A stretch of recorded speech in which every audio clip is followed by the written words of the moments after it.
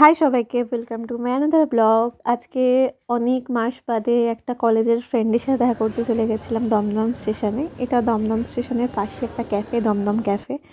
এই যে মেনু কার্ডটা তোমরা পজ করে দেখে নিতে পারো। এখানকার খাবার দাবার বেশ ভালো। জায়গাটা ছোট, মানে ছিমছাম জায়গাটার, রিজনেবল প্রাইসের মধ্যে বেশ ভালো জিনিসপত্র পাওয়া যায়। আমরা স্যুপ অর্ডার করেছিলাম, ফিশ ফ্রাই, দেন মিক্স একটা গ্রেভি নুডলস অর্ডার করেছিলাম।